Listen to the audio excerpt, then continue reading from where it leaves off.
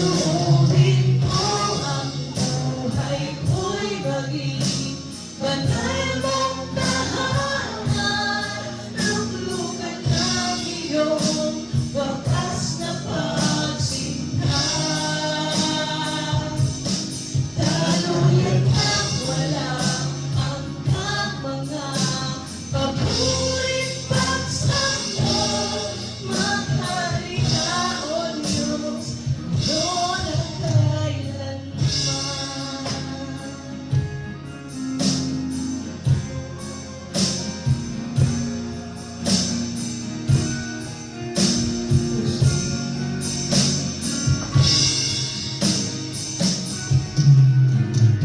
Puso ko'y ibubulong sa'yo.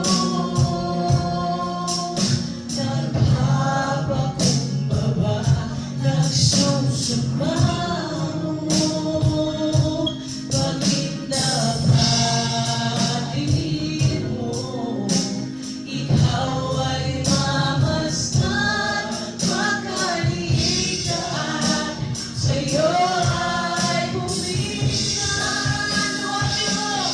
Tuunin mo ang buhay ko'y maging banal mong tahanan. Luglugan ng iyong wagas na pagsinta. Daluyan ng walang hanggang mga paburing pagsamba. Maghari ka, O Diyos, ngayon at kailanman. Tuunin mo ang buhay ko'y maging banal mong tahanan. Luglugan ng iyong wagas na pagsinta. Daluyan ng walang hanggang mga paburing pagsamba. Maghari ka, O Diyos, ngayon at kailanman. Maghari ka, O Diyos, ngayon at kailanman. Maghari ka, O Diyos, ngayon at kailanman.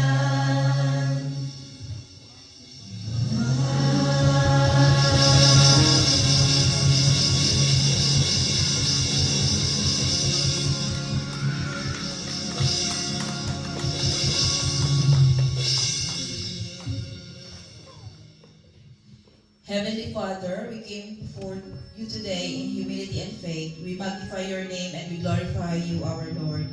We thank you for all you have given us and the many blessings in our lives. We ask for your guidance and strength. Show us the way and fill us with courage and wisdom. Our Father, fill this place with your spirit and our souls with your peace.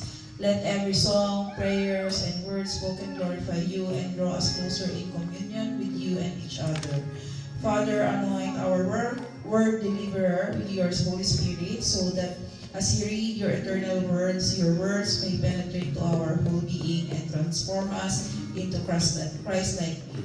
We are asking for your mercy and forgiveness, O Lord, as we are sinners, and cleanse us with your words. We are lifting our prayers and worries to you, our Lord, because we know that you are our mighty God and our dear Father.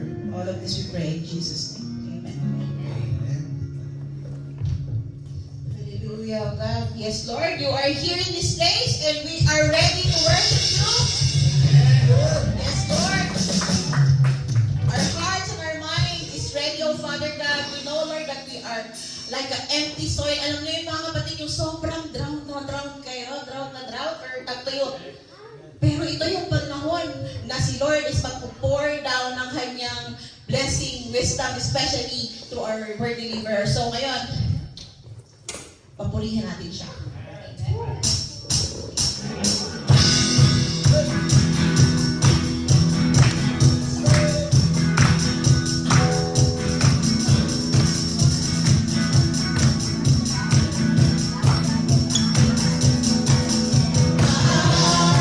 Nagpupuno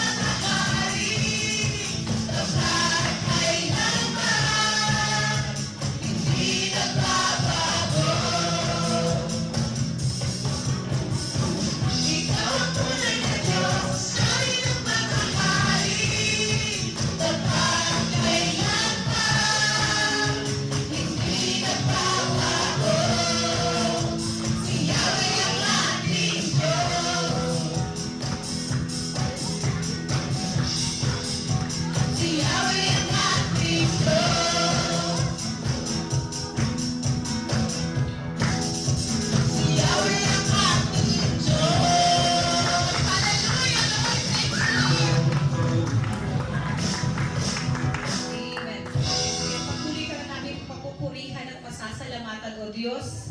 Ang sabi mo sa iyong salita sa Jeremiah chapter 32 verse 27, ako si Yahweh ang Diyos ng lahat ng tao.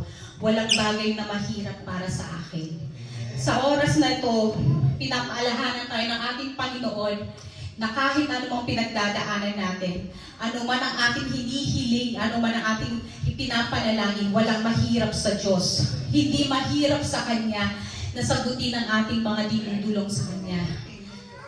Para sa tao, ang lahat ng bagay ay hindi posible. Pero sa mata ng Diyos, ang lahat ay posible. Kaya sa oras na to, maniwala tayo lahat ng lahat ng ating panalangin, lahat, kahit ito imposible, lahat magiging posible pagkat ang Diyos natin ay makapangyarihan, pagkat ang Diyos natin ay mapagmahal, pagkat ang Diyos natin ay malaki. Amen. Sa oras na to, mga kapatid, itaas po natin ang lahat ng ating mga nararamdaman, anumang hinaingang meron tayo sa Lord. Kasi siya lamang ang may kasagutan sa lahat. Siya lamang ang tamang tao or ang tamang nilalang na ating tatawagin para sa mga panalangin natin. Hallelujah. Ngayon mga kapatid, ating bubuksan ang ating mga puso, buksan po natin ang ating isipan para sa ating Panginoon. Hallelujah. Truly nga Panginoon, na ikaw ay mapagmahal sa iyong mga anak. Kahit po Panginoon, hindi po kami karapat dapat sa iyong mga pagpapala. Pagpos, patuloy niyo po kami pinagpapala, O Diyos.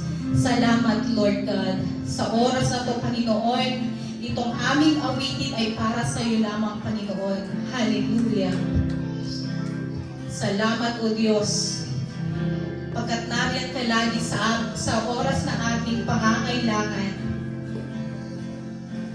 Hallelujah. Truly nga, Father, walang imposible sa iyo, O Diyos. Hallelujah.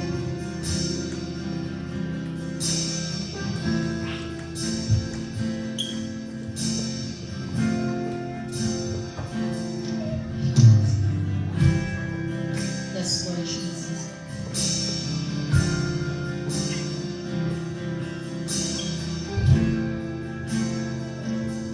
Higit sa aking kailangan,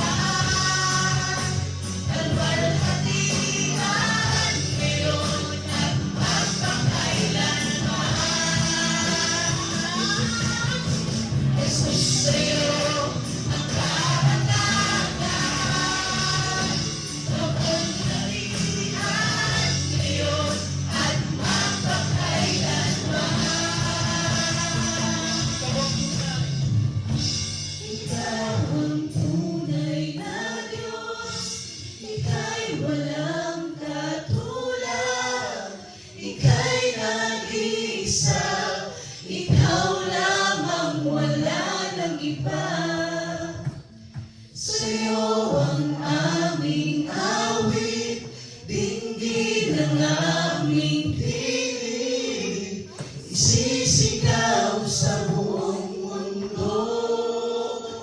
Minsan pa, ikaw ang tunay na Diyos, ika'y walang katulad, ika'y nag-iisa, ikaw lamang, wala nang iba.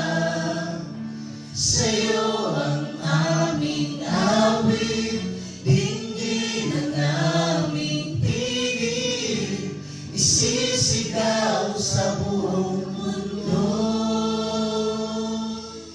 Kadakilaan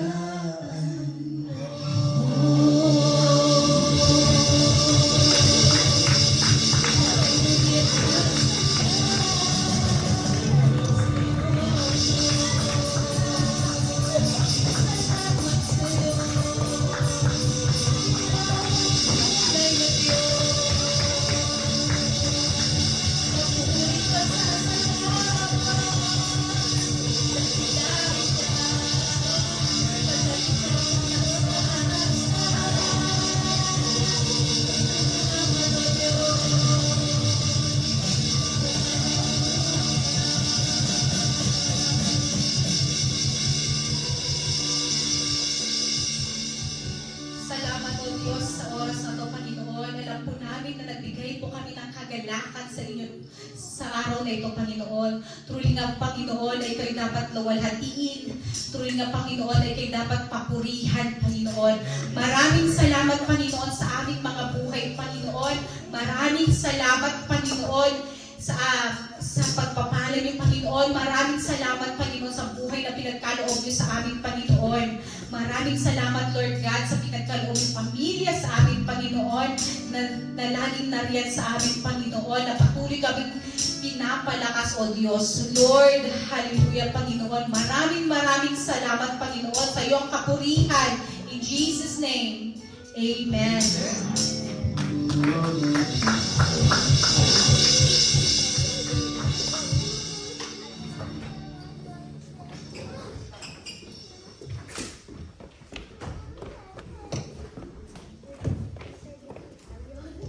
Na-bless ba tayo? Napakasarap na magpuri sa Panginoon. Sa totoo lang. Hindi ko alam, pero para sa akin, yun yung time na sobrang feel ko yung presence niya, yung intimate relationship. Feeling ko sobrang mutual during the time. Kaya, I encourage everyone to seek time with Him every time na may chance kayo. Pero ngayong araw na to, para naman purihin natin siya at mailaganap natin ang kanyang mga magagandang likha sa ating buhay. Anyone na mayroong testimony, I will encourage. The mic is open. Meron bang mga sobrang the bless sa atin ngayon na talaga namang we cannot contain it?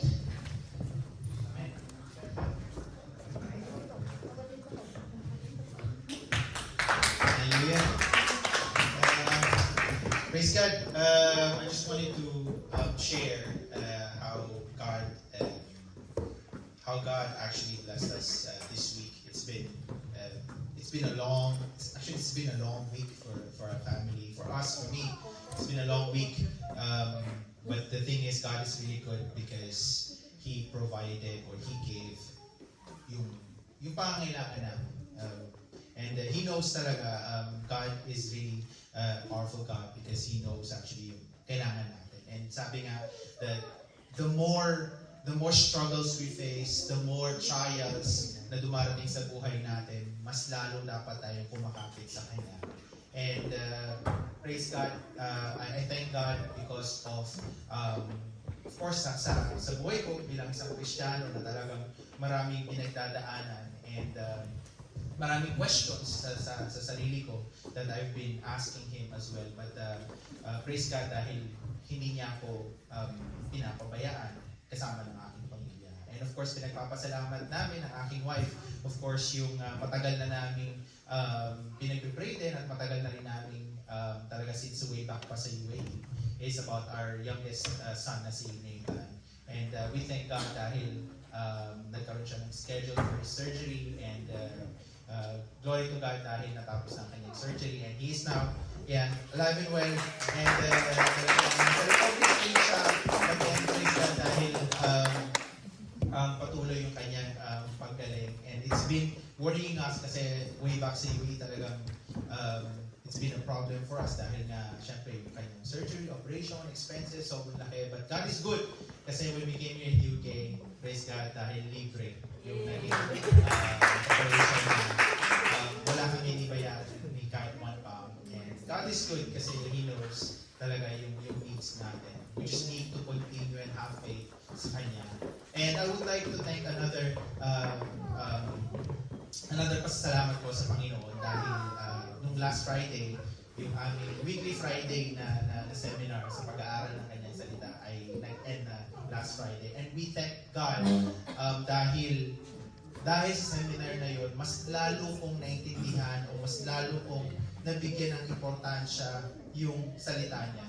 Na hindi pala ito basta parang nagbabasa lang ng isang libro. Pero itong salita ng Panginoon sa Biblia gives us more a deeper meaning.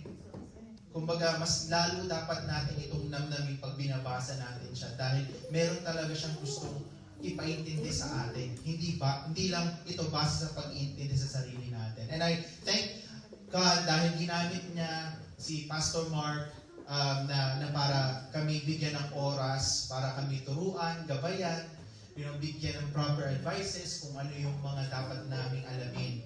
And I thank God dahil alam namin na siya lahat ang dahilan kung bakit ganito yung nangyayari. And even yung time namin, yung time sa trabaho, yung strength namin, sobrang napakabuti niya.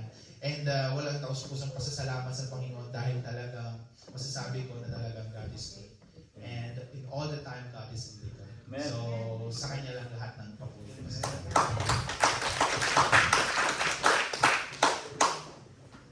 Anyone else? It's okay. Sabi nga natin, lahat tayo may time to shine. Nang dahil sa Kanya, ha? Kasi, alam ko, meron tayo kanya-kanyang prayer. Pero baka, sabi nga, hindi pa time, so hindi pa siya na-answer. But again, I believe God is faithful. I believe God is generous. I believe God is almighty. Kung ano man yung pinagdadasal nyo, isang araw makikita ko kayo dito. Declaring His favor on you, your victorious challenges, lahat yan. So, sino excited sa salita ng Diyos? Sabi nga, kumanta man tayo ng kumanta, salita niya ang mahalaga. Ang papuri natin ay deserve niya dahil siya ating Panginoon. Pero tayo, bilang mga Kristiyano, kailangan natin matutunan ano ba talaga yung sinasabi niya. Purihin natin ang Panginoon sa buhay ni Brother Matt, kasi, Brother Matt, kasi, purihin natin ang buhay ni Brother Mark. Kasi alam ko, na more than anyone sa araw na to, sa oras na to, ang pressure ay na kay brother. Hindi dahil hindi siya nag-prepare, but kasi sabi nga natin, every one of us is not deserving. Sino ba dito ang sinabi na, pwede kong ibigay ang salita ng Panginoon kasi alam ko na yan. Hindi. But more than anyone, praise God kasi He is willing, He is obedient sa ating Panginoon. So, Lord, pagdasal natin ang anointment ni Brother Matt. Yes, Lord, we worship you, Panginoon. Maraming salamat sa araw na ito, Panginoon, kasi hinanda niyo po ang kaming lahat para ma-receive ang iyong word sa araw na ito. Through Brother Matt, oh Father God, give him the anointment, oh Father God, na lahat ng sabihin niya, ikaw po yung may tataas, oh Father God. Use His word, oh Father God, to us na magsingin po sa aming mga puso at isip. At para sa aming Panginoon, naway magamit namin ang mga salita nito sa araw-araw na ito buhay. Purihin ka at pasalamatan sa pangalan ni Jesus. Amen.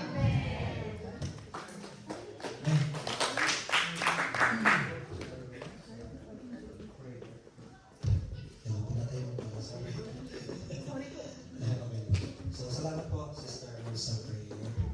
And,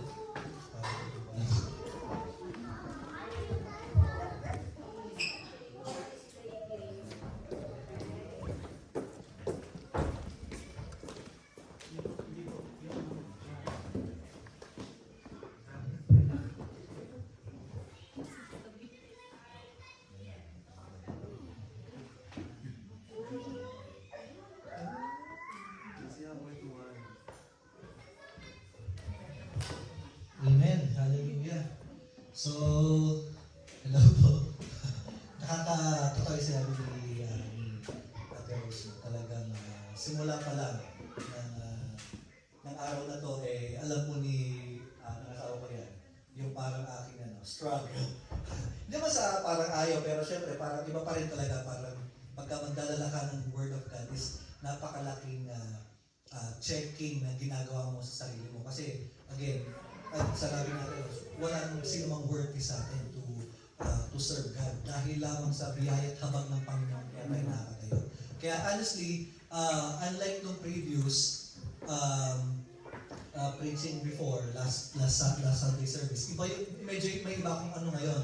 Alam ni wife yan, talaga sabi ko, hindi ko alam, may something, parang hindi ko parang may something. Sabi ko, hindi ko siya medyo naglalabo-labo talaga sa habang nire-ready ko siya, naglalabo-labo yung sa isip ko. Kaya I believe that the Lord impress kay Ate Rose na ipag-pray. No? Kasi talagang medyo blurry pa ba? Sabi ko, Lord, ano to? Parang ako rin tinuturuan mo ako ngayon mismo agad. Pwede pa ito naman muna sa akin para madali kong may share sa kapatiran. Pero I believe may gustong sabihin ng Panginoon sa atin ngayong oras na ito. Hindi lang sa inyo, pati po sa akin.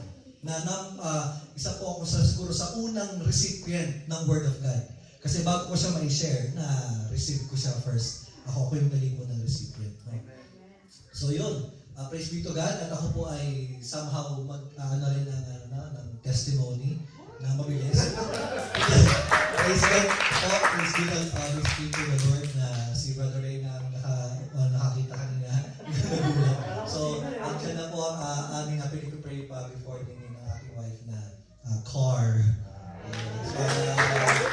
Para makahali pa tayo at kung tayo ay parami is marami pa tayo mga service na pwede transportation. So, pray po Panginoon kasi talagang napakabuti na lagi kayo nagugulatin sa mga bagay na ipinapanalangin mo. Ito yung pinag-pray mo pero talagang ang ibibigay ng Lord sobrang the best, sobrang okay.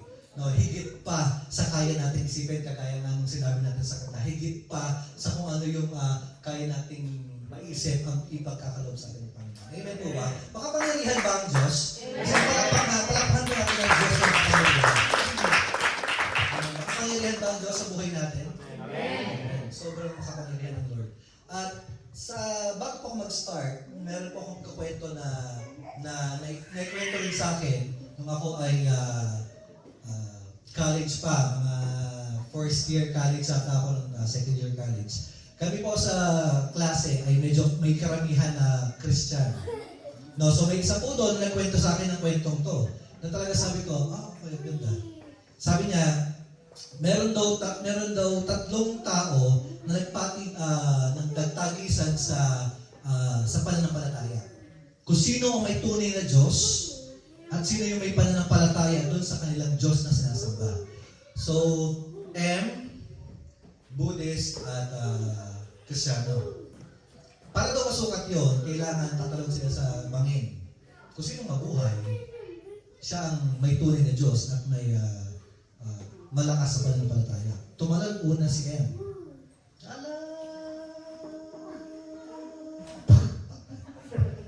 Mahaba ka malalim kasi next, si Buddhist naman. Sa ngalan ni Buddha! Ano nangyayari? Buddha! Wala pa rin nangyayari. Buddha! Malapit na, biglang humangin ng malakas. Naligtas na yun si Buddhist. No? Ito na si Kristiyano. Sabi niya, Harvey, sabi niya, Diyos ko! Yung Kristiyano na to, Diyos ko! Wala nangyayari. Diyos ko! Malapit isa sa baba. Diyos ko, Buddha! Yan. Kumbaga, nakakatawang pakinggan, nakakatawang story yan. Kasi ako, hindi lang ganyan yung in-expect ko. Pero kasi, yung ganyan sa akin, tawa ko ng tawa.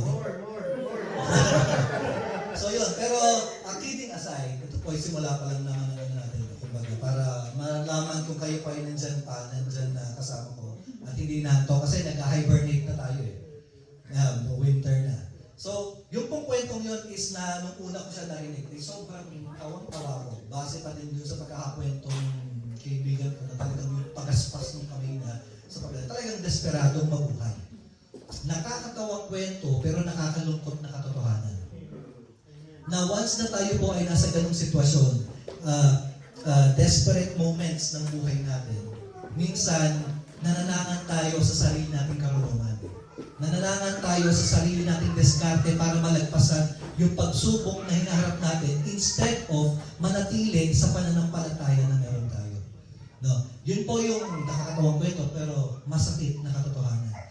At napakahirap pong makita ang kapangyarihan ng Panginoon during tayo po ay nasa desperate moments ng buhay natin. Pag tayo ay nasa trials, pagsubok ng buhay, napakahirap makita ang kapangyarihan ng Panginoon. Mahirap magtiwala sa mga kaya nang gawin kapag sa ngayon ay nagkakagulo-gulo yung buhay. Yung panahon, yung pangyayari sa paligid mo, nagkakagulo. Napakahirap makita ng kapangyarihan ng Panginoon. Pero gustong sabihin sa atin ng Lord na despite that, sabi ng Lord, kapit lang, tiwala lang. No, dahil po Tagalog yung kinanta natin kanina, Tagalog din yung ating title. No, kapit lang, tiwala lang. At based po dun sa picture, familiar po ba sa, medyo may idea na ba tayo dun sa context na ating babasahin? So yan. So yan po yung kwento ni Jairus at yung babaeng dinudugo. So kung papaanyahan po ako, tayo po tayo at basahin po natin ang banal na kasulatan. Ang Word of God. Nakikita niyo po ba ng malinaw? Okay ba yung font? Okay po. Sige po, again, saling-saling tayo, no? Ako mauuna, then sunod kayo sa 22, then so on and so forth. So Mark 5:21 to 43 sa New King James Version. Sa verse 21, now, when Jesus had crossed over again by the boat to the other side, a great multitude gathered to him, and he was by the sea. 22.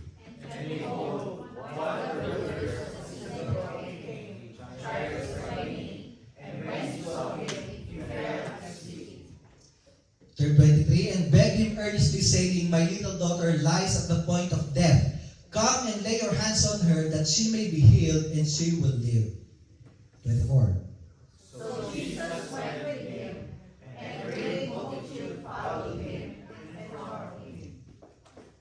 25, now a certain woman had flow of blood for 12 years. 26. And had suffered many things from many physicians. She had spent all that she had, and was no better, but rather grew worse. 27, when she heard about Jesus, she came behind him in the crowd and touched his garments. 28. For she said, if only I may touch his clothes, I shall be made well. Immediately the fountain of her blood was dried up, and she felt in her body that she was healed of the affliction. 30. And Jesus, immediately knowing in himself that the power had gone out of him, turned around to the crowd and said, who touched my clothes? 31, but his disciples said to him, you see the multitude thronging you, and you say, who touched me? 32. And they looked around to see her who had done these things. But the woman, fearing and trembling, knowing what happened to her, came and fell down before him and told him the whole truth. And he said to her, daughter, your faith has made you well. Go in peace and be healed of your affliction. While he was still speaking, some came from the ruler of the synagogue's house, who said, your daughter is dead. Why trouble the teacher any further? As soon as Jesus heard the word that was spoken, he said to the ruler of the synagogue, do not be afraid, only believe. And he permitted no one to follow him except Peter, James, and John, the brother of James. 38. Then he came to the house of the ruler of the synagogue, and saw the tumult and those who wept and wept loudly. When he he said to them, "Why make this commotion and weep? The child is not dead, but sleeping." 40. And they belonged to him. But when he had put them all outside, he took the father and the mother of the child, and those who were with him, and entered where the child was lying. Then he took the child by the hand and said to her, "Talitha kum," which means, translated, "Little girl, I say to you, arise." Immediately the girl arose and walked, for she was 12 years of age, and they were overcome with great amazement. Sabay-sabay po tayo sa 43. But he commanded them strictly that no one should know it, and said that something should be given her to eat. Sandali po tayo manalangin. Panginoon Diyos, dakilang makapangyarihan sa lahat. Lord God, maraming salamat sa oras nito sa pagbigay mo sa amin, Lord God, ng iyong mensahe, Panginoon. Dalangin namin, bigyan niyo po kami ng knowledge and wisdom para ma-receive ang mensahe mo, Lord God. Give us a heart, Panginoon, na recipient, Panginoon, na receptive, Panginoon, sa anumang gusto mong sabihin sa amin, Panginoon. Itago niyo po ako sa inyong likuran. Kayo po ang may taas, Panginoon. Salita mo lamang ang may taas. Ang pangalan mo ang may taas ng oras nito, Panginoon. Salamat po, Diyos. Ito po ang iyong panalangin sa pangalan ni Jesus. Amen. So, makakapula po tayo. Hallelujah. So, yun. Kung hindi po tayo nakapagbasa-basa masyado ng Bible, marahaba-haba yung minasa natin. No, ano yan? Parang from 21 to 43, mahigit 22 verses na atin po nabasa. So, para po maano natin yung pinaka story, kailangan daw po malaman natin yung buong context. No, kung ano ba talaga nangyari dito before sa nangyari dito sa story na to. Maganda raw, once na tayo ay nag-aaral ng Word of God, is babalikan natin yung nauna and yung before nun and yung after nun para makita natin yung full context. So dito po, bago po siya nangyari, ay nanggaling po, kung mapapansin nyo, sa una pa lang, sinabi na si Jesus ay dumating galing sa sakay-sakay siya ng isang bangka. No. So before po yun, siya po ay nanggaling sa isang lugar kung saan nagpalaya siya ng demonyo doon sa isang tao na sobrang daming demonyo sa katawan niya, na pinalayas, sabi ng mga demonyo, lilipat na lang kami doon sa baboy. Familiar po? Doon sa kwento. Sabi niya, lipat na lang kami sa mga baboy kasi yung mga baboy nagtalunan doon sa bangin. Tapos yun, nakita yun ng mga tao, yung ginawang yun ni Jesus Christ. Doon sa taong sinasapian na sobrang tagal na niyang sinasapian. Kaya nakita nilang nakalaya or wala na yung sabi yung taong yun, natakot sila. Paano niya nagawa yun? So parang meron question dun sa kapangyarihan ni Jesus Christ kasi baka natatakot sila, anong klaseng katuruan yan? Na nagpapalayas ng mga demonyo, hindi yan normal sa atin. So ang ginawa po nila, nakiusap sila kay Jesus Christ, nireject nila yung presence ni Jesus doon at sabi, pwede ba alis ka na lang dito para hindi na kami magkaroon pa ng kung ano ng mga sa isip namin. Kumbaga, nireject nila ang Panginoong Jesus. Sumakay ng bangka ang Panginoong Jesus at eto na yung binatnan niya. Kung paano po siya nireject doon sa lugar na yon, dito naman sa pinuntahan lang to, sa Capernaum, kung di ako nagkakamali, ay tinanggap naman siya ng todong-todo. Dumating po si Jesus dito, parang celebrity. No, parang mga bini. Yes? So parang yung dating ni Jesus dito is celebrity. Kilala siya sa kung ano yung kaya niyang gawin. Kumalat na yung story. No, at hindi po to katulad ngayon, ay yung kwento pong to, hindi katulad sa panahon natin na ngayon, na kung papunta ka sa isang lugar, is makakapag-post ka at makikita ng mga tao doon na parating ka. Kunyari, off to Capernaum. ATM. Kumbaga, meron ng pasabi, bago ka pa dumating doon, alam nila na dadating ka. Pero, ang nangyari po dito, siyempre, wala pa nung time na yun, nung dumating si Jesus, nakita siya ng mga tao, kumalat yung balita.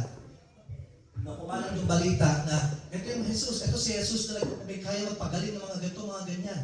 So, lahat po, doon sa paligid nilang yon ay nabalitaan ng pagdating ni Jesus Christ. At isa po sa nakabalita doon sa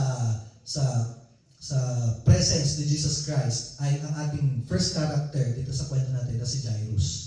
Si Jairus po ay isang synagogue official, synagogue ruler or synagogue leader. Sa panahon po natin ngayon ay kukumpara siya sa local parish priest or sa pastor or sa leader, sa kahit sino mga leader ng isang church. So yun po ang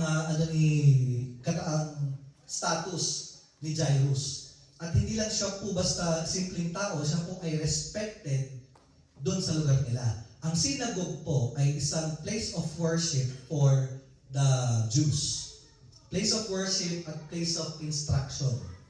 Doon sila nagpupuli sa Panginoon at doon sila nakakatanggap ng word from the Lord at through doon sa mga nagtuturo.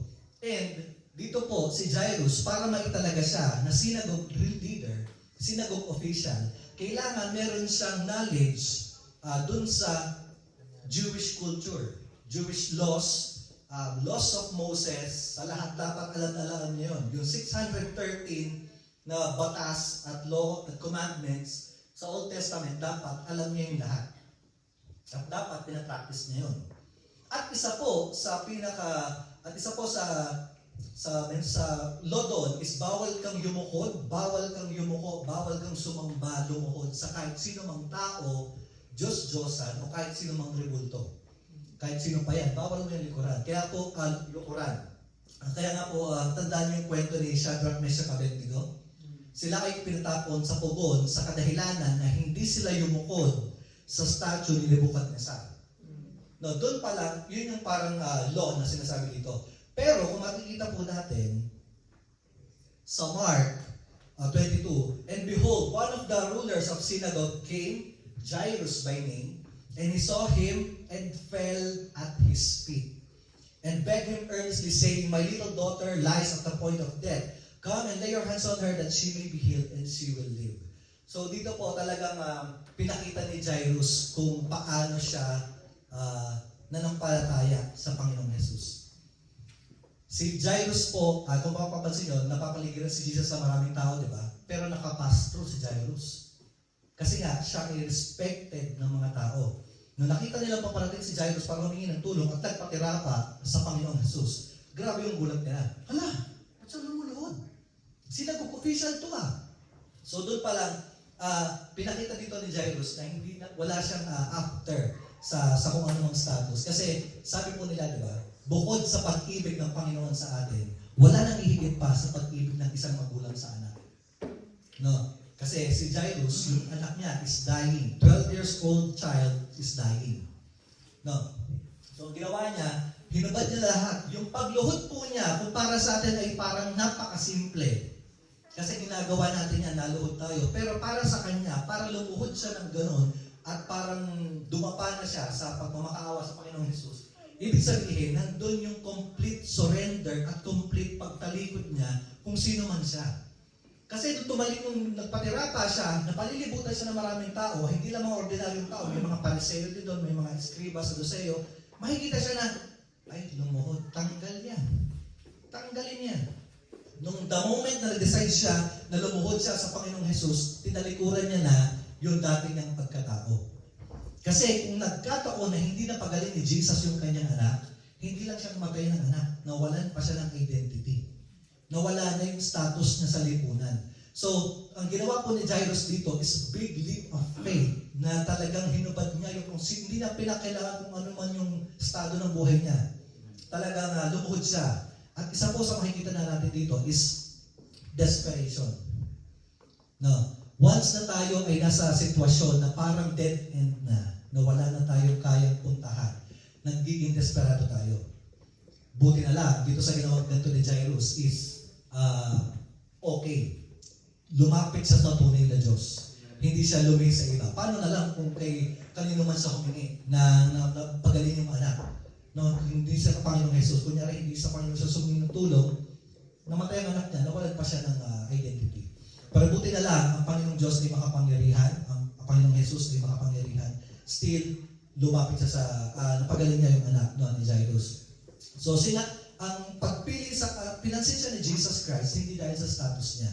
Uy, may paparating na synagogue official, papansinin ko to. Hindi, pinansin niya yon dahil dun sa act of faith ni Jairus na magpahirapan. Kita niya na agad kung sino tong taong to. Alam niya na agad kung sinong taong to, estado sa lupunan at lumuhod. Ibig sabihin, nakita niya yung complete surrender ni Jairus sa kapangyarihan ng Panginoong Jesus. At yun po yung nag-touch sa puso ng Panginoong Jesus para lumapit sa Kanya. At para paunlakan siya. Sige, saan pa tayo? Punta ako sa bahay mo. Eto na, pumunta na sa bahay ni Jairus ang si Jesus Christ kasama si Jairus. Kaya lang, dito po sa paglalakad nilang to, papunta dun sa bahay ni Jairus, ay na-intercept po sila or na-interact ng isang babae. Yung babae po ay yung dinudugong babae. No, babaeng dinudugo, woman with the issue of blood. Now, ito pong babaeng to ay walang pangalan. Hindi katulad ni Jairus na pinangalanan. Ito pong babaeng to ay without name. So sa Matthew, sa 4 gospel books, again, yun nga po yung pinag-uusapan natin, di ba? Yung 4 gospel books, pare-pareho yan ang laman. Almost pare-pareho ang laman. So sa 3 gospel books po, nabanggit itong storya ng babaeng dinudugo. Minsan po, dun sa 3 gospel books, kunya sa 4 na gospel books, dito sa Book of Mark, may nabanggit na pangalan. Sa Book of Matthew, walang nabanggit. So minsan, ganun yung parang style nila. Kumbaga, si Matthew kasi hindi niya alam yung pangalan. Pero si Mark alam niya, kaya naisulat niya. Ibig sabihin na pangalanan. Pero dito po, sa 3 account, Matthew, Mark, and Luke, walang pangalan ng babae. Pero si Jairus, may pangalan siya, napangalanan siya. Pero si Ate Girl, wala siyang pangalan. No, hindi siya na-mention kahit sino man sa Bible na kung ano mang pangalan niya. At hanggang sa ngayon, nanatili siyang anonymous. No, pero, ang nakakalungkot po na bagay dito is, again, siya po ay dinudugo na for 12 years. Hindi po siya nabansagang babaeng dinudugo, hindi dahil sa katayuan niya ngayon. Dahil sa sobrang tagal na ng struggle niya, yun na yun naging identity niya. Dahil sa sobrang tagal ng issue na meron siya, yun na yung naging identity niya. Kaya po minsan, may napag-uusapan, di ba? Ay, kilala mo ba si Jake? Sino yung yung magnanakaw dun sa may ganong connotation. Kilala mo si Marites? Sino yung chismosa dun sa Kumbaga, merong kinakabit si Satan, o may kinakabit ang mundo sa atin na tawagin tayo sa kung ano man yung struggle na meron tayo. Itong babaeng to, sa sobrang haba ng struggle niya, yun na yung naging identity niya. At minsan, yun na rin yung naging identity niya sa buhay niya. Na pagkakakilala niya sa buhay niya. Sino ako? Ako yung babaeng dinudugo. Kahit siya nawala na ng identity. Ano po? Ang gustong sabihin natin ng Panginoon dito, si Satan, gagawin niya lahat. Tatawagin niya tayo, hindi sa pangalan natin. Tatawagin niya tayo sa kasalanan natin. Like for example, pagpunta dito, paglapit sa Panginoon, pagsaserve sa Panginoon, lagi niya tatawagin na, uy, ikaw, magsaserve ka sa Panginoon, ganito lang ginawa mo. Kanina lang, ganito ka. Kahapon lang, ganito ka. Nung 1 taon lang, ganyan ka. Tapos nandito ka na ngayon. So lagi niyang tatawagin, lagi niyang ipapaalala sa atin yung mga previous lives or previous sin na nagawa natin para hindi tayo makamove forward. Kasi hindi niya alam kung ano yung future. Ang alam niya lang ay yung past. Kaya doon siya tatawag. Kaya every time po na maaalala natin kung sino tayo before, kung ano yung pagkatao natin before, sa paglilingkod natin sa Panginoon, please be reminded na si Satan po ang nagbibigay ng sa utak natin. No, hindi po ang Panginoong Jesus. Kasi ang Panginoong Jesus, tatawagin na tayo sa pangalan. Tinawag na tayo sa pangalan ng maglingkod. Si Satan, tatawagin na tayo pahila. Pabalik doon sa kasalanan at kakulangan na meron tayo. No? So yun po yung sa sobrang tagal na, nawalan na ng struggle, nawalan na ng identity itong babaeng to. Kaya lang, ang mahirap pa rin po sa sitwasyon niya ay hindi halata na siya ay may kapansanan or may sakit. For example, kung ikaw ay ketongin, may mga ketong ka dyan, madali kang iwasan. Madali kang layuan kasi nga ay may keto. Kasi sa panahon na yon, ang parang nilalayuan or kinoconsider na unclean ay mga ketongin.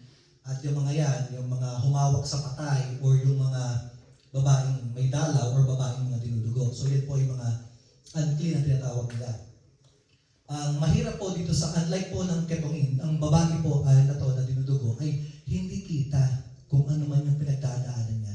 Yung issue sa life niya ay hindi visible sa mga taong nasa paligid niya.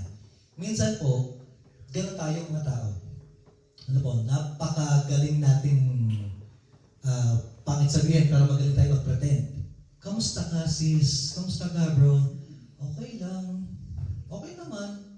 No, yung okay lang, okay naman, dalawang salita na napakalalim ang pinaka-pinaghuhugutan. parang ganyan. Pero deep inside, alam mong wounded tayo. Alam natin na may struggle tayo. Alam natin na may issues tayo. No? Ganon kagaya nitong babaeng ito na hindi kita ng mga tao yung struggle na meron siya. Kaya para po sa atin, huwag din tayong sa mukha lang. Kung nakangiti, hindi porket nakangiti yan, wala yung problema. Hindi porket lagi siyang masaya, hindi siya nahihirapan. Hindi porket lagi siya nakangiti, wala siyang struggle. Wala siyang issue. May kanya-kanya po tayong struggle. At kaya dapat, siyempre, bilang pamilya, tayo pinagpapanalangin natin bawat isa. Hindi porket mukha akong masaya at lagi akong masaya, wala na po pinagdadaanan. Hindi porket ang kapatid na to, lagi na lang lumabas na lang sa bibig niya, puro patawa, hindi na siya namang problema. So may kanya-kanya po tayong struggle. No? At ito pong klaseng to ng struggle niya ay hindi po biro. Kasi, pag dinudugo po, hindi ko po alam kasi wala naman akong kaya siyang ma-feel. Pero kayo po mga babae ay mga women's natin dito, maintindihan niyo kung ano yung feeling ng may dalaw, no?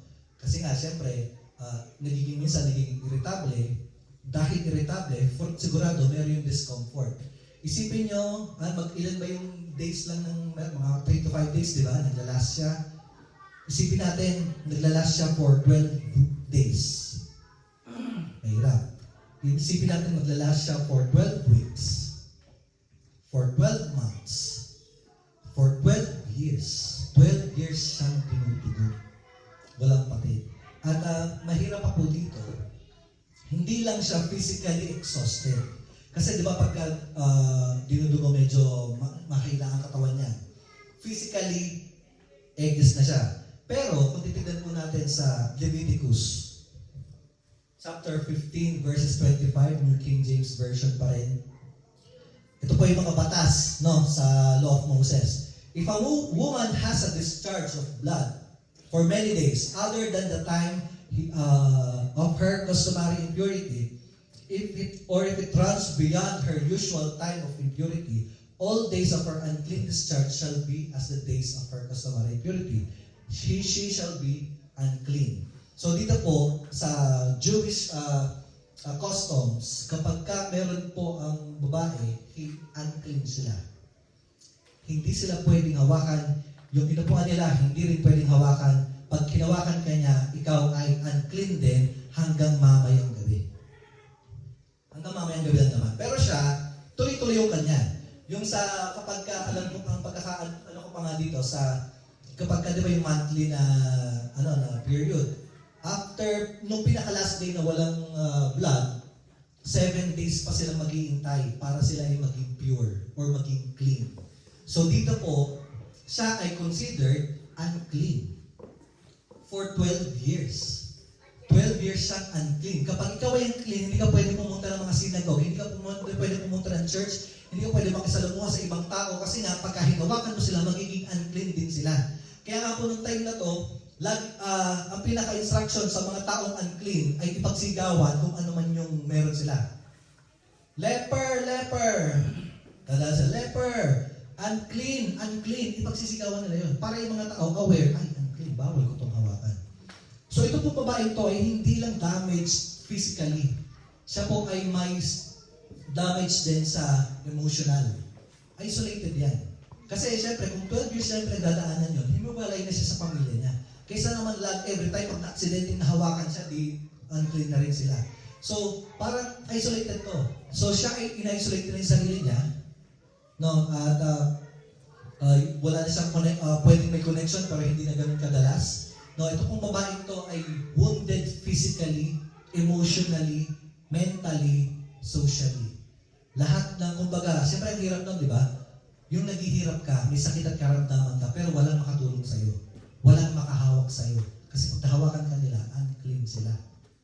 No, sa pati sila, damay-damay na. No, so napakahirap. Napakahirap ng sitwasyon ng taong to. Kaya po, napakahirap lalo pagka nag-isolate tayo.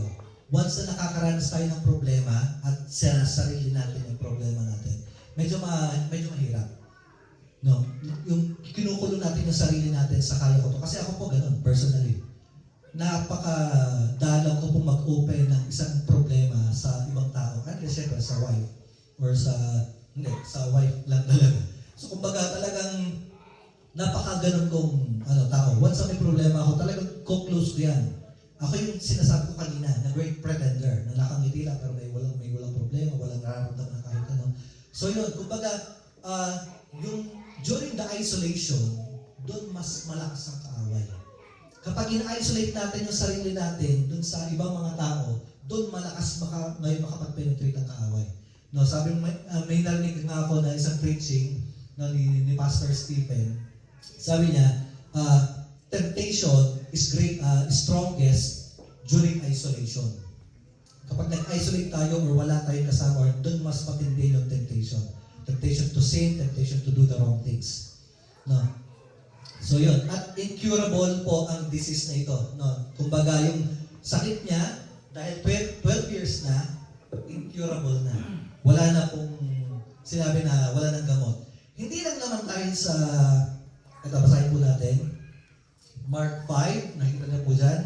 Now a certain woman had a flow of blood for 12 years, and yun siya, and had suffered many things from physicians. She had spent all that she had and was no better, but rather grew worse. Kaya po nabanggit sa akin na yung sakit niya or yung kalagayan niya na incurable. Hindi na magamot. Hindi dahil sa ayaw siyang gamutin ng mga doktor o walang pakialam siya ng mga doktor na unclean ka, huwag ka nang gumaling. Kumbaga, gusto naman nilang pagalingin kasi yun yung trabaho nila eh. Pero hindi nila alam kung ano yung ginagamot nila. That time, hindi pa sila aware sa kung anong klaseng sakit na meron siya, kaya pasubok lang sila ng pasubok. So kumbaga, kaya siya naglumala, kaya nag-grew worse yung kanyang condition, ginawang trial and error. Hindi ko alam kung ano to, sige nga subukan mo to. Ay hindi pa rin, sige nga subukan mo to. 12 years siyang naghahanap ng solusyon dun sa problema niya. 12 years siyang lumalapit dun sa mga doktor. At tayo po bilang tao, napaka-common po sa atin yan. Once na tayo naman po ay minsan nasa isang problema, nananangan tayo sa sarili nating diskarte. Nananangan tayo sa sarili nating karunungan. Minsan, nahingi tayo ng tulong sa mga taong hindi naman alam kung ano yung pinagdadaanan natin. Narinig ko sa isang Bible study na sinini Brother Ryan, kung hihingi tayo ng advice, dapat doon sa mga tao na napagdaanan at napagtagumpayan yung ganung klaseng pagsubok. Huwag tayo kunyari, for example, buhay mag-asawa, maghingi tayo ng advice sa isang 20 years old, feeling ko ang tali-talino mo. Talino kasi problema ko sa asawa ko eh. 20 years old pa lang siya, wala pa siyang asawa kunyari. Paano may advice niya na maayos? Anong may advice niya na malinaw para masolve yung isang problema kung hindi niya alam? At ang mahirap pa po doon, instead na makatulong, baka makasama pa. Kasi hindi niya alam kung ano yung ginagamot niya. Kagaya po ng mga doktor dito, hindi nila alam kung ano yung ginagamot nila. Sinusubukan lang kung ano ang mga gamot siguro yun. Try mo to, yan. Pag nag-effect, ay hindi, huwag na yan. So, ganun po, tayo po minsan nananangan tayo sa kung sino man yung mga minsan nasa tao sa paligid natin. Minsan nakakakuha tayo ng mga advices na from the people na in the first place, hindi na alam kung ano yung pinagdadaan natin internally. So, kaya kung maganda, mayroon po mga tao tayong malalapitan. Kagaya ng sinay na Ate Rose, like sa mga Bible study natin, na malalapitan tayo ng mga tao na mapaglalabasan natin, mapag-share natin kung ano man yung pagsubok na pinagdadaanan natin. Especially, Kristiyano, mapag-share. No, kasi pag Kristiyano yung pag-share natin, walang mali dyan. Talagang ibibigay niya yung tamang kasagutan at based sa kung ano yung will ng Panginoon. Ano po? So yan, next po tayo. So Mark 5:28, for she said, if I only may touch his clothes, I shall be made well. Ito na po yung ginawa ng babaeng ito. No, ito na yung leap of faith na inaano niya. Dahil sa sobrang tagal niya nang nagpapagamot sa mga doktor, nakasaid na yung kanyang kayamanan, yung kanyang mga pera. So ito, dagdag na naman pala. Hindi lang pala siya physical damage. Physically, emotionally, mentally, socially, financially. Broke na rin siya. Na nakakalungkot isipin kasi ang kadalasan po, ang laman ng mga panalangin natin, good health, good relationship, good family, financial provision. Lahat po ng laman ng mga prayers natin, halos everyday, wala siya. Isolated pa siya. Wala pa siya ngayong mapaghinga ng kahit anong tulong. Kaya, nung narinig niya, yung nandyan si Jesus na kaya magpagaling, yun, buong-buo yung faith niya. Nothing to lose na ako. Ano pang malulus ko? So, lalapit na ako. So, sinabi niya, if I only have may touch his clothes, I shall be made well. No, kasi yan na yung parang leap of faith niya. No, kung iniisip lang niya yan, siguro pag ginawakan ko yun, gagaling ako. Gagaling ba siya? Hindi, kailangan niyang aksyonan. Dito po, umaksyon na siya, at ang aksyon niya po, para sa mata ng mga taong doon, ay hindi katanggap-tanggap. Bakit? Kasi siya ay unclean. Again, si Jesus po ay naglalakad, kasama yung ibang mga tao, papunta sa bahay ni Jairus, nagsisiksik na yung mga tao, siya, sumiksik na din. Lahat ng tinouch niya noong time na yun, unclean na. Ceremonially unclean na sila. No, kumbaga, nung pinagtatouch niya yung mga tao niyan, wala na silang, wala nang malinis sa kanila, lahat sila madumi. No, at syempre, si Jesus din. Kung law ang pag-uusapan, nung tinouch ng babaeng yon si Jesus, unclean na rin dapat si Jesus. Pero yun po, sobrang makapangyarihan ng Panginoon Jesus. No, ganun siya makapangyarihan that He showed here na He is above the law. He is the Lord over the laws of Moses. Kasi by law, dapat siya ay malinis na. Pero baliktad na nangyari. By grace, which is we are living right now, nung tinouch siya ng Panginoong Jesus, at tinouch niya ang Panginoong Jesus, luminis, gumaling yung babaeng yun, no? Sa kanyang pinagdadaanan. At hindi lang yun. Napakagandang relief pa kasi sinabi dito na nung natouch siya, nag-dry yung pagdudugo niya at naramdaman niya sa katawan niya na siya ay luminis, na siya ay gumaling. Gano'ng kahirap yung pinagdadaanan niya? Gano'ng kahirap yung sitwasyon na nung oras na yun? Kasi bigla niya naramdaman, ay okay na ako agad. Siguro rin sobrang taas na lagnat, sobrang sakit na ulo, biglang nawala. No, biogesic. Biglang isang kisap lang talagang okay na agad yung pakiramdam niya. Ibig sabihin, from that moment, nung tinouch niya si Jesus, sobrang hirap ng pinagdadaanan niya. Sobrang hirap yung physical na na-feel niya. Ano po? Mark 5:29, immediately the fountain of blood was dried up and left it, and she felt in her body that she was healed in the affliction. Yan. So gumaling na po na ang babaeng dinudugo dito sa part na to. At kung makikita po natin, meron pa pong isang story sa Bible na nagpakita ng great faith. At ito po ay pinuri ni Jesus. Nung pinuri siya ni Jesus, sabi niya, such great faith. Walang kahit sino mang sa Israel na nakita ko ng ganyang kataas ang pananampalataya. Ito po ay yung centurion na may sakit na servant. Lumapit siya kay Jesus, Jesus, merong sakit yung servant ko, pwede mo ba siyang pagalingin? Sabi ni Jesus, sige, pupunta ako sa inyo. Lalapit ako sa inyo, pupunta ako sa bahay mo. No, Lord, unworthy ako. Hindi ako worthy na puntahan mo. Ngayon lang, sabihin mo na gumaling yung anak ko, yung servant ko, gagaling yung servant ko. Doon sinabi ni Jesus, such great faith. Nakalagay doon sa Bible, sabi niya, he was amazed. Na-amaze ang Panginoong Jesus doon sa faith ng taong yun, na gumaling, na through words lang ni Jesus, gagaling yung yung servant niya. Same with this women, no, sa babaeng to. No, talagang sabi niya kasi, hindi kailangan pagaling ako ng Panginoon. Hindi na kailangan humarap sa akin para gumaling ako. Mahawakan ko lang. Kahit yung laylayan ng damit ng Jesus, gagaling ako. Lumapit sa with reverence, with respect. Kasi nga, inaang niya sa sarili niya na hindi ako karapat-dapat na harapin mo pa. Kasi unclean ako eh. Kaya sa patalikod na lang, sa likod na lang ako hahawak. Pag nahawakan ko yun, gagaling ako. Grabe yung faith siguro nun na meron siya. No, kasi talagang sobrang tindi. Kumbaga, may narinig ako, hindi daw dapat natin inaasa sa Lord. Lahat ng mga bagay-bagay. You want a miracle? Be the miracle. Sabi niya. Dun sa isang movie na napanood ko. No, kasi minsan nasa kamay na natin yung kakayahan. Binigyan na tayo ng Lord ng authority, ng kakayahan to para malagpasan yung isang pagsubok, minsan binibigay na natin sa kanya pati yung mga bagay naman na ibinigay na sa ating authority. Ano po? So yan, ito na. Nagtanong na si Jesus dito. Mark 5:30. And Jesus immediately knowing himself that power had gone out of him, turned around in the crowd and said, "Who touched my clothes?" But his disciples said to him, "You see the multitude thronging you, and you say, Who touched me?" Dito po, nung binabasa ko siya, sabi ko, sino itong parang walang pakondang disipulong to na nagsalta kay Jesus na ganyan? Kasi sabi niya, Lord, Jesus, Guru, lahat kami dito nagtatouch sa'yo, tapos tatanungin mo kung sinong nagtouch sa'yo? Sabi ko, siguro si Peter to. Si Peter lang yung may kakayahang mangganto kay Jesus. Kasi diba sa previous preaching that is, siya yung nagtabi kay Jesus Christ na nung sinabi ni Jesus na mapapahirapan siya, mamamatay siya, ganito. Sabi ni Peter, sabi dun sa account, Peter took him aside and began to rebuke him.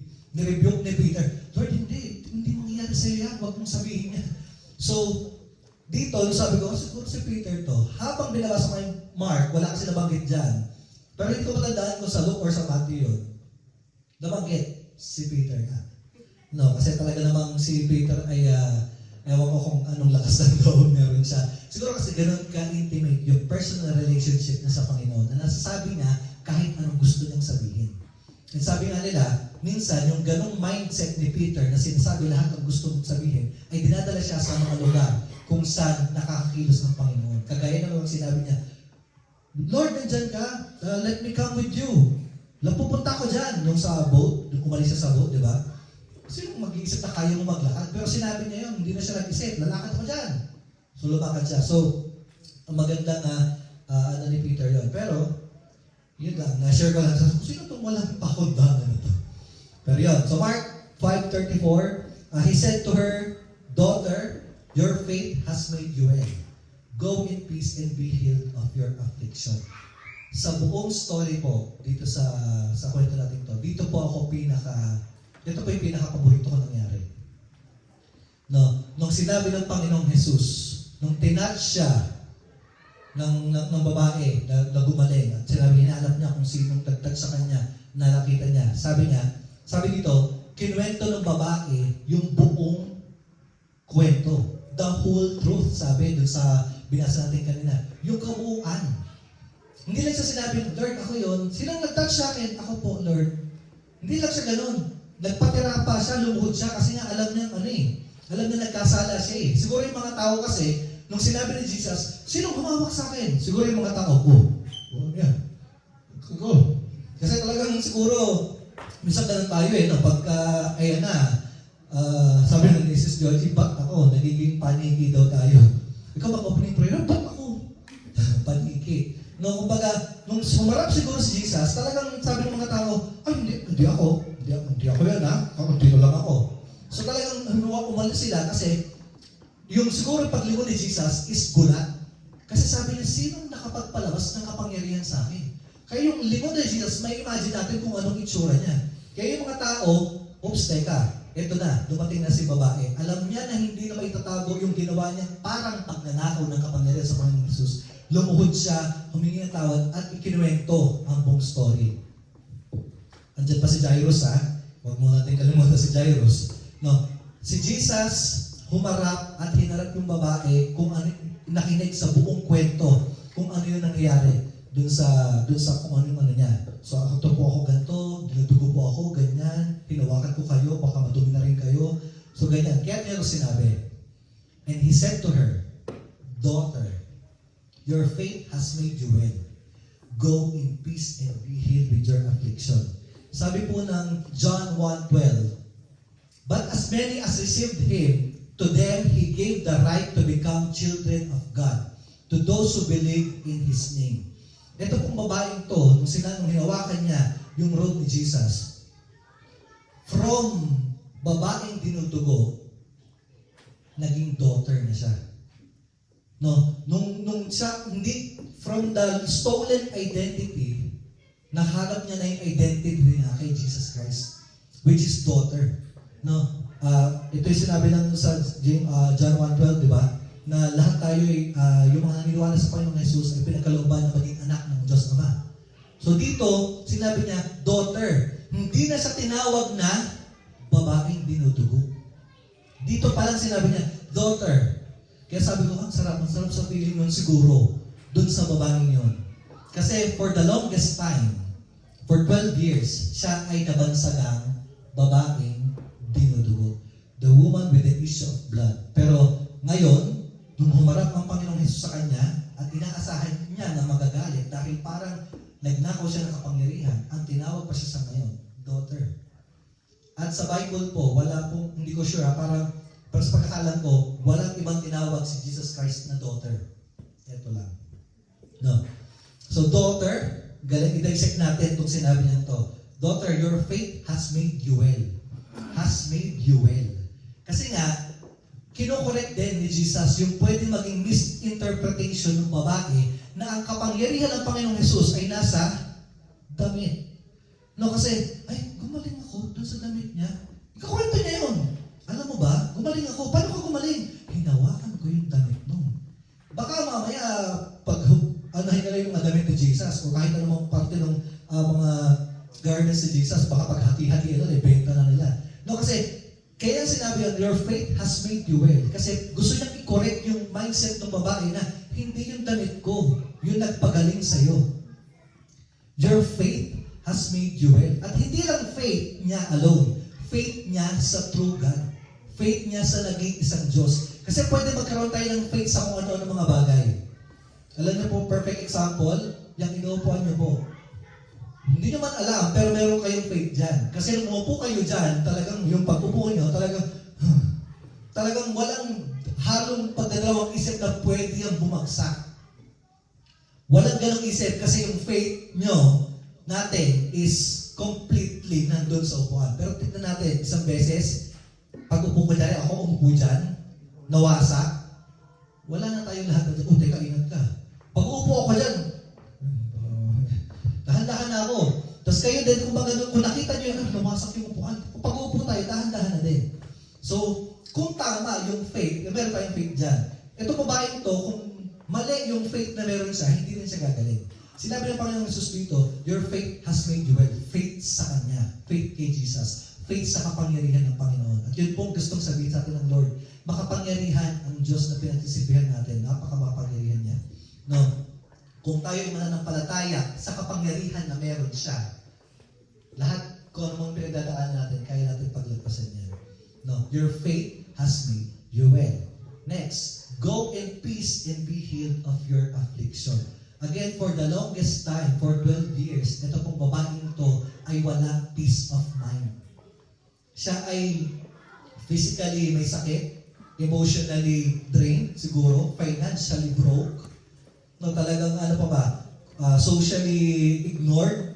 Kumbaga, yung mga bagay na meron siya, yung kapayapaan siguro na natitira sa puso niya, ubos na. Lagi siyang bagabag, lagi siyang may bagabag sa puso niya. Kaya sinabi ng Panginoon Sisto, go in peace. Hindi mo ako napadumi. Ikaw ang nilinis ko. Hindi mo napadumi yung mga tao niyan. Dahil tumawag sila sa akin, malinis na rin sila. So gusto kong sabihin ng Panginoong Jesus na baka sinisip nung babae na pag nahawakan ko ito, madumi na siya. So gusto kong sabihin ng Lord, ina-assure siya ng Panginoon, sige, go in peace. Kasi kung hindi na sasabihin yun, pwedeng mag-iisip pa rin yung babae na, dumami ba siya? Bailo? O ano ba? So parang kinorek ng Panginoong Jesus dito. Kinorek niya yung identity, kinorek niya yung faith na meron, at kinorek niya yung feelings na meron yung babae ito. Go in peace and be healed with your affliction. No, so yan. Next, po natin. Ayan. Nandito na po tayo sa last part ng ating pag-uusapan. No, kasi kailangan po ating maunawaan, Panginoon, mga kapatid, yung kapangyarihan ng Panginoon. Pero bago po pala yan, hindi pa pala yan. No, may nawala pala tayong kwento. Si Jairus. No, kasi po dito sa buhay ni Jairus, gumaling na si babae, di ba? Gumaling na si babae dinudugo, si daughter. Daughter na pala siya. Gumaling na si daughter. Ano lang nangyari ngayon kay Jairus? Dito po sa kwentong to, si Jairus, bukod sa humanga ako ng sobra dun sa faith na meron siya. Hindi lang dahil nagpatira pa siya. Kasi, from the moment na hinanap ng Panginoong Jesus, lumapit na sila, nag-interrupt sila ng babae. Siguro nung unang beses pala na sinabi ni Jesus, sinong humawak sa akin? Siguro sabi na lang ni Jairus, ako na lang, sige, ako na lang, yan, ako na, tara na. Kasi nagmamadali siya, kasi gusto niya lang pagalingin yung anak niya na mamamatay na. Nung mamamatay na yung anak niya, ayaw niya lang magkaroon ng kahit ano pa pang mga, kung ano pa man. For example, tayo, kunyari may dadalhin tayo sa ospital, tapos ang inuuna, kasi ito emergency to, nagdudugo na siya. Unahin ko lang to kasi yung sugat niya dito, babanitan ko lang. BBP ko lang to. Kumbaga yung urgency na meron si Jairus, sobrang tindi. Pero nung in-interrupt sila nung babaeng tinutugo, walang account sa Bible na nagsalita si Jairus. Walang account sa Bible na pinaspas niya ang Panginoon na, sige na, tara na Lord. Ang ginawa niya, tahimik na nag-intay. Pero nung sinasabi dito ng Panginoong Jesus, yung sabi niya, daughter, go, your faith has made you well, go in peace. Hindi pa natapos magsalita ang Panginoong Jesus, dumating yung isa sa mga tauhan ni Jairus. At sinabi, Jairus, patay na ang iyong anak. No, huwag mo nang abalahin ang guro. Anong pakiramdam siguro ni Jairus nun? Yung panalangin niya na gumaling ang anak niya, ginawa sa iba. Naranasan niyo ba yun? Yung mga prayers niyo na nakikitang natutupad sa ibang mga tao. No, kasi ako po, personally na-feel ko rin yan. Na talaga sabi niyo, ito yung prayer ko yun ah. Prayer ko yun, Lord ah. Tapos same na tao, prayer ko din yun ah.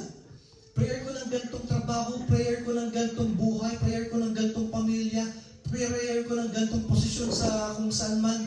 Bakit sa kanya natutupad? Ako Lord, naglilingkod ako sa iyo. Lumuhod na nga ako eh. Pero bakit sa kanya natutupad yun? Minsan may mga ganung moments ng buhay natin. Kumbaga yung mga prayers na gusto natin sa iba na ipagkakaloob. No, kasi talagang ako, nung si Father ko po ay umuwi sa Panginoon. Sinabi ko noon, Lord, ang dami nagpapakamatay dyan. Ang daming gustong mag-matsugi dyan. Oh. Ba't hindi na lang yun? Sabi ko talaga noon. Sobrang hiningi ko ng tawad sa Panginoon yun. Pero naaalala ko lang siya ngayon. Kasi may mga prayers tayo minsan, sobrang panalangin, pero hindi sa ating pinagkakaloob. Minsan nakikita pa natin sa iba.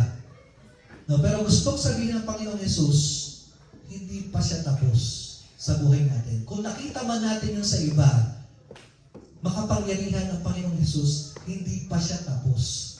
Nagsisimula pa lang siya. At yun po yung nangyari sa buhay ni Jairus. Nung na-interrupt siya at sinabing patay na ang anak niya, ang sinabi lang ni Jesus sa kanya, narinig kasi nag-uusapan eh. Sabi niya, be still, parang gano'n, parang sabi niya doon? Just believe. Do not be afraid. Just believe. Yun ang sinabi ng Panginoon Jesus. Sabi niya, do not be afraid. Just believe. Again, si Jairus ay namatayan. Tapos sinabi sa kanya, don't be afraid, just believe. Yun ang parang huling bagay na pwede mong masabi sa taong namatayan na, maniwala sa ano. Kumbaga talagang sobrang makikita natin yung temper at patience si Jairus dito. Kasi again, wala siyang sinabi. Hindi siya nagsalita. Hanggang sa nakarating na siya dun sa bahay nila, nagsisigawan na yung mga tao, nag-iiyakan na yung mga tao. And in Jewish culture, uso po ang crying ladies. Alam niyo yung movie na yan sa Pilipinas? Crying ladies, totoo po yun. At sa Jewish culture, may nag-hire sila ng mga weepers, ng mga crying ladies na taga-iyak lang talaga. No, walang personal relationship doon sa kung sino man ang namatay. Kasi kung mapapansin natin sa story na binasa natin, nung dumating sila Jesus, ang sabi ni Jesus, anong kaguluhan to? Hindi siya patay, natutulog lang yan. Sabi doon, nagtawanan. Nag-iiyakan sila nung una, nung may narinig silang sinabi ni Jesus, natutulog lang yan, nagtawanan sila. Kung ikaw may personal relationship dun sa taong namatay, hindi ka basta-basta tatawa. So, gano'n. So, minsan may gano'n tayong mga tao sa paligid. No? Narinig ko rin ito sa preaching, no? Ni Pastor Stephen Day. Sabi niya, yung mga tao daw sa paligid natin, may mga kaibigan tayo, taas sa paligid, na ang ambag ay sound effects.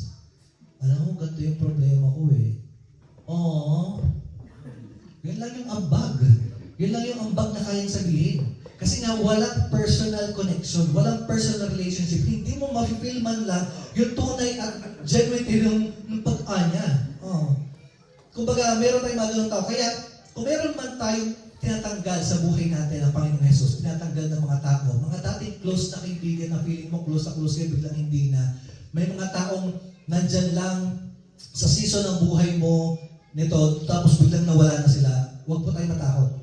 Kasi pwedeng tinatanggalin ng Panginoong Jesus. Kasi nung bubuhayin na niya yung bata, ang tinira niya lang doon sa kwarto. Alis kayo mga taga-iyak. Ang tinira niya lang ay yung nanay, yung tatay, at yung mga disciple na kasama niya.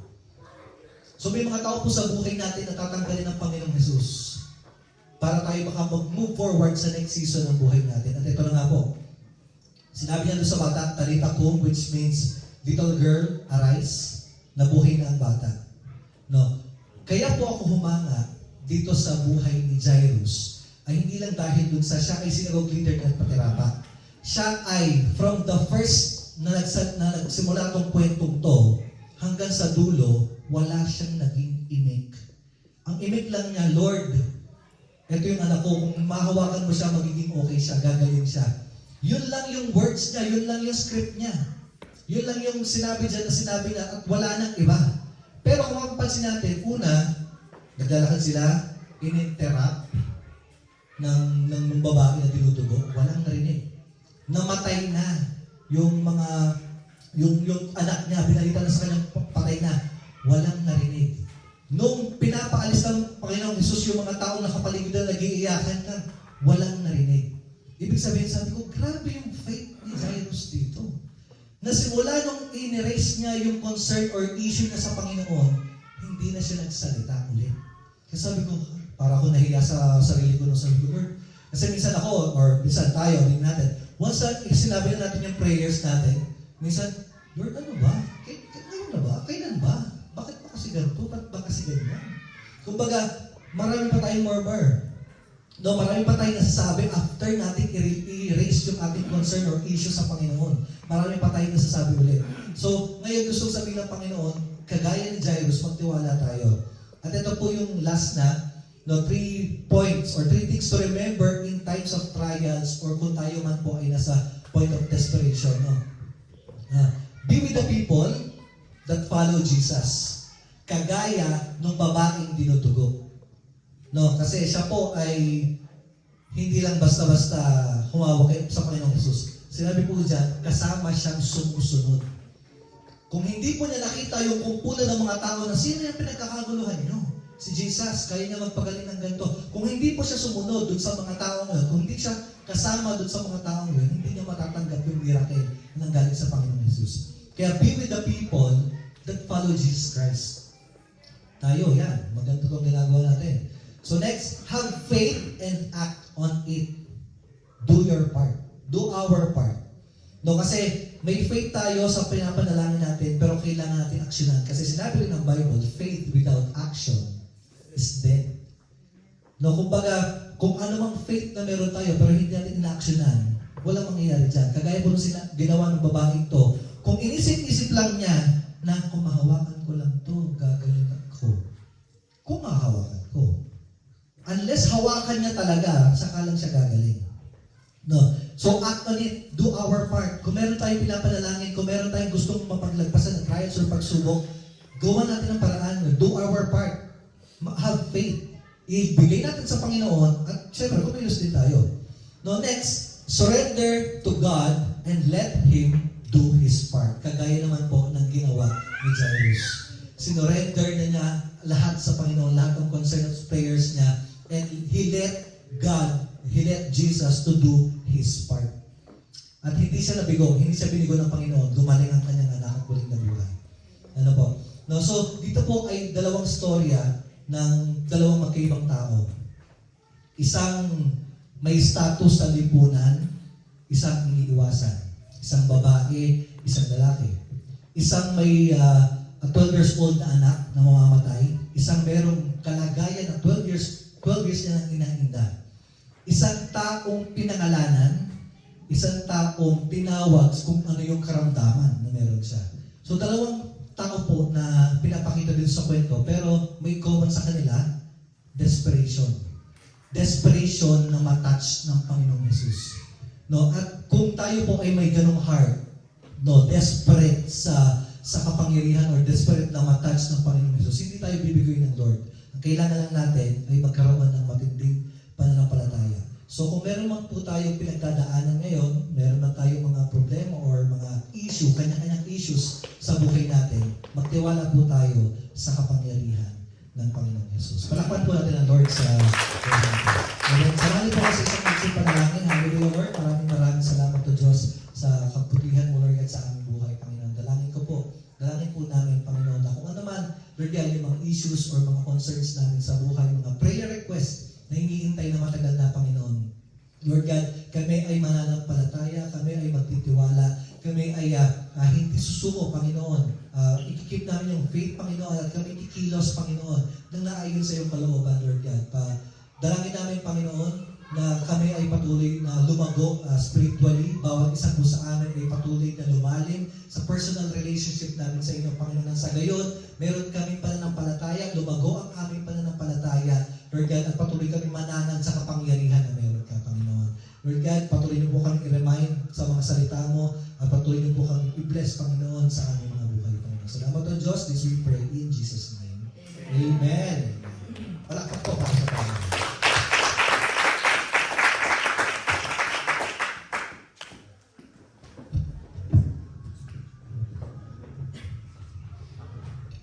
So, puno ba ang ating mga, busog ba ang ating spiritual na Holy Spirit sa atin ngayon? Gusto ko lang i-enlighten tayo, ha? Na ang faith, sabi nga sa Romans 10:12, so faith comes from hearing. Hearing the word, through the word of Christ. So hindi ito faith na nakuha sa kapitbahay natin. So napakahalaga talaga pag-aralan yung salita niya kasi yun yung pwede mong panghawakan yung salita niya. So sabi nga ni bro, kung yung babaeng dinudugo, hindi niya narinig na may kakayahan itong Panginoon na to na magpagaling. Do you think nandun siya? Hindi. Ibig sabihin, kumalat ang kwento na may kakayahan tong teacher na to na magpagaling.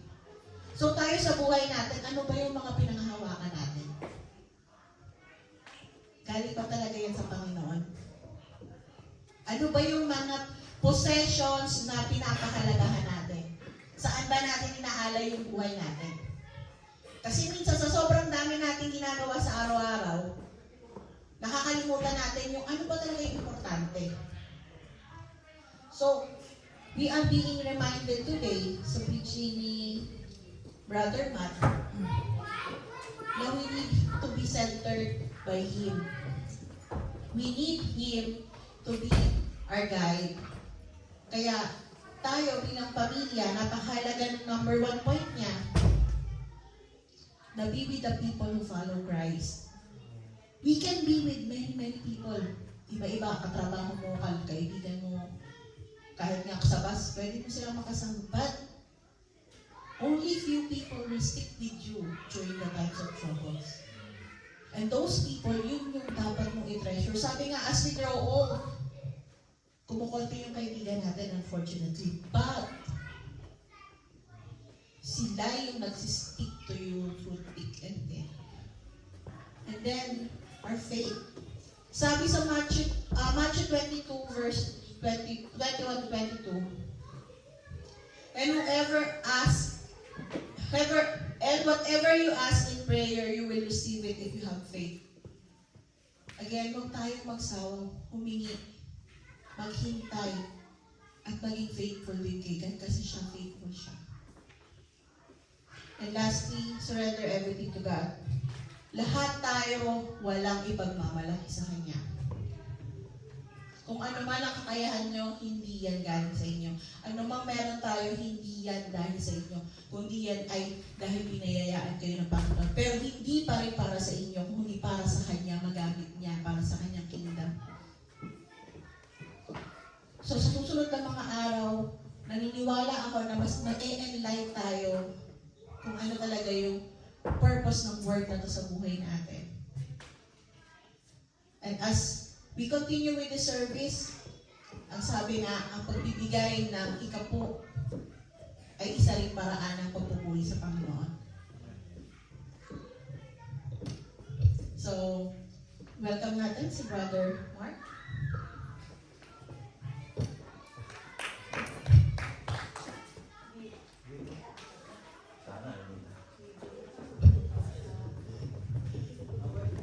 Amen.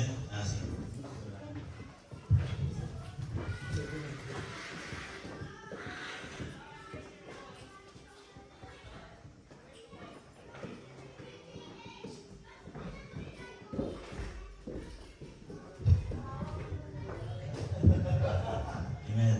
Hallelujah. Praise God. Purihin ang Panginoon. At matagumpay po tayo. And yun po yung kiniklaim natin lagi na maging matagumpay. Alam naman natin magiging matagumpay tayo. So yun po yun. So ngayon, tayo po dadako sa ating giving. Ang giving po natin ay hinango po sa 2 Corinthians 9:7. Each of you should give what you have decided in your heart to give, not reluctantly or under compulsion, for God loves a cheerful giver. Alam naman po natin na itong word na to is related doon sa Malakay 3:10. It's all about yung command ng Panginoon about tithes, and andun yung promise ng Panginoon. Pero sa verse na ito, pinapakita is that yung attitude, yung sa giving, yung attitude natin towards giving. So alam naman natin ang Panginoon is makapangyarihan sa lahat. Hindi niya kailangan ng pera, hindi niya kailangan ng material na bagay. Ang kailangan niya yung puso natin. So once we give, dapat andun yung puso natin. Masaya tayo. Diba?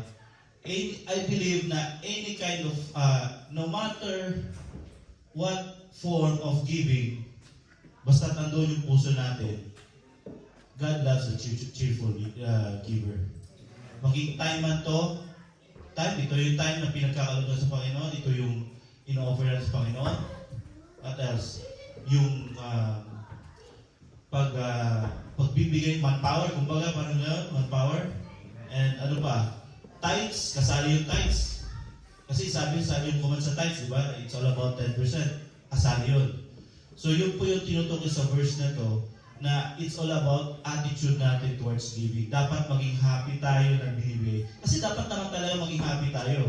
Kasi sa lahat ng pinagkaloob ng Panginoon sa atin, ano pa bang pwede natin ibigay sa Panginoon? Diba? Yung puso natin.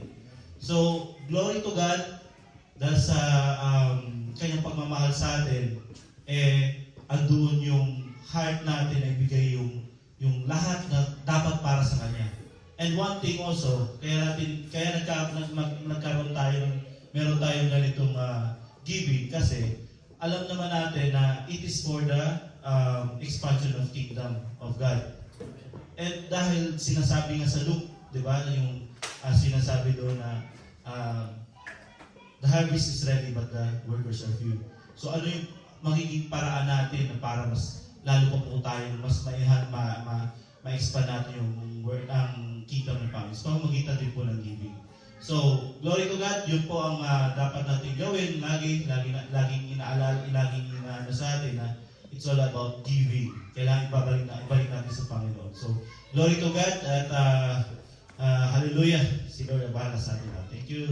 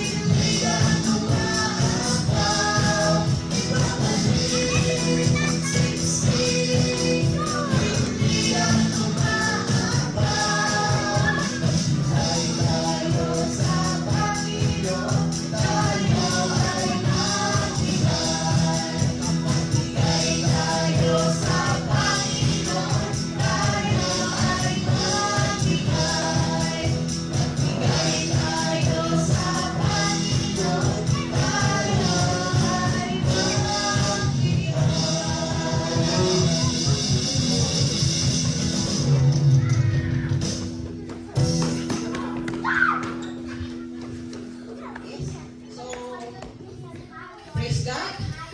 Bago tayo matapos, alayan natin ito na ating worship leader.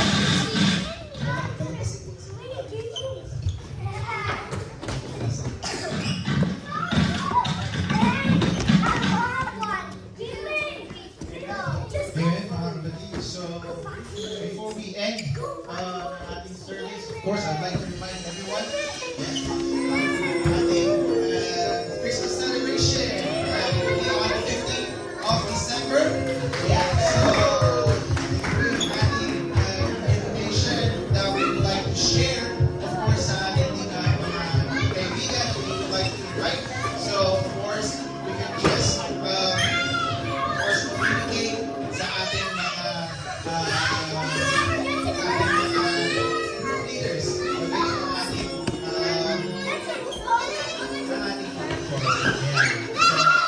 ayan po. So, of course, I know that we are all excited, but of course, for today, ay samahan niyo ako sa panalangin as we close. Hallelujah. Praise you, Lord Jesus. Hallelujah, Lord God. Maraming salamat, Panginoon, sa hapong ito, Panginoon, na inyong ibinigay, Father God, ng mga po kami. Tapos puso nagpapasalamat dahil kami po yung sinamahan mula sa una hanggang sa matapos, Father God. Lord God, we thank you, Panginoon, for giving us this place, Father God, upang papurihan ka at pasalamatan ka, Panginoon. At kayo po, maraming salamat po, Panginoon, sa panibagong blessing, Panginoon, na kami inyong minusog, O God, sa inyong salita, Father God. Lord God, we thank you, Panginoon, sa buhay ni Brother Matt, Father God, for using him, Panginoon, upang ituro, Panginoon, share, Panginoon, ang inyong magandang salita, Father God. Lord God, kami po lumalapit sa inyo, Panginoon, na patuloy niyong ibigay, Panginoon, sa amin, Panginoon, ang revelasyon, Father God. Continue to give us the wisdom, Father God, the boldness, Father God, the confidence, Father God, upang ibahagi, Panginoon, ang inyong magandang salita, Panginoon, sa ibang mga tao, Father God, sa ibang mga Panginoon, upang mas lalo nilang makilala, Father God, patuloy na mas lalo silang magtitiwala sa inyo, Panginoon. Ngayon pa man, Father God, sa bawat isa sa amin na nandito sa lugar nila. Lord God, continue to bless each and every one of us, Father God. Continue to be with us. Continue to work with us, Father God. Lord God, alam po namin, Panginoon, alam niyo, Panginoon, ang kalagayan ng bawat isa, Father God. And Lord God, ito po ay taus-puso namin inaalay sa inyo, Panginoon. Itinataas sa inyo, Panginoon, na alam namin, Panginoon, ay meron kayong kaparaanan, Panginoon, at meron kayong plano para sa bawat isa sa amin, Panginoon. Lord God, we lift up to you, Panginoon, ang Filipino Christian group na ito, Father God. Lord God, patuloy nyo kaming gamitin, patuloy nyo kaming pangunahan, Father God, patuloy nyo kaming itago sa inyong likuran, Panginoon, upang magampanan namin, Panginoon, ang gusto nyo ipagawa sa aming mga buhay, Father God. Lord God, we entrust our lives to you, Father God. We lift up to you, Panginoon, ang aming buhay, Panginoon, upang patuloy na papurihan ka, patuloy na pasalamatan ka, at patuloy na magamit, Panginoon, upang kami ay makahayo, Panginoon, ng iba pang mga kapatid, Father God. Lord God, patuloy namin itinataas sa inyo, Panginoon, ang lahat, Father God. Dahil alam namin, Panginoon, hindi namin ito kakayanin kung hindi namin kayo kasama sa aming buhay. Lord God, gayon din po sa aming pagsasaluhang pagkain sa gabing ito, Panginoon, we ask you to bless this food, Father God. Sanctify this food, O God, that it may give nourishment, Panginoon, sa aming physical na mga kalawa. At gayon din po, Panginoon, we continue to pray for the hands, Panginoon, that who have shared the time, Panginoon, to prepare, Panginoon, ang mga pagkain aming pagsasaluhang, Father God. Lord God, continue to give them back, Panginoon, all the strength that they have used, Panginoon, at gayon din po, Panginoon, kayo po ang magagaling siksik at liklik, Panginoon, ng 100 folds of blessings, Panginoon, sa kanilang mga buhay, Father God. Lord God, we thank you, Panginoon, sa buhay ng aming mga musicians, Father God, na walang sawa, Panginoon, na ibigay ang kanilang oras, Panginoon, para kayo mapurihan, Father God, para kayo pasalamatan, Panginoon, through worshiping you and giving you praises, Father God. Maraming salamat po, God, sa kanilang mga buhay at sa mga talento na inyong ibinigay sa kanilang mga Salamat po sa lahat ng mga kapatid na nakasama ngayong gabing ito upang bigyang puri, Panginoon, at maaral ang inyong salita, Father God. Lord God, continue, Father God, to work within us, Father God, upang ipagpatuloy namin, Panginoon, ang gawain ito, Father God. We know, Panginoon, that it's not going to be easy. We know, Father God, na hindi po madali ang aming mga pagdadaanan. But alam namin, Panginoon, that if we look up to you, Father God, we know that nothing is impossible. Walang mahirap sa iyo, Father God. We know, Panginoon, that if we keep our trust in you, everything will be possible, Father God. At Lord God, sa aming pagtatapos ng service na ito, Father God, Lord God, continue to help us, Father God, sa aming pag-uwi, Father God. We pray for the traveling mercy, Panginoon, na lahat po kami nakakauwi sa aming tahanan ng safe and sound, Father God. And as we leave this place, Panginoon, ay kasama namin kayo at kasama namin, Panginoon, ang salita, Panginoon, na inyong ibigay at inaharal sa amin sa araw na ito, God. Again, Lord God, muli po kami nagpapasalamat sa inyo at hanggang pagpapasalamat, Panginoon, ang aming ibabalik sa inyo, Father God. Lord God, sa inyo lang po lahat ng papuri, pasasalamat at ang lahat ng inyong anak ay magsasabi na Amen. Amen. Amen. Hallelujah. Bigyan nga po ito ng isang malakas na palakpakan.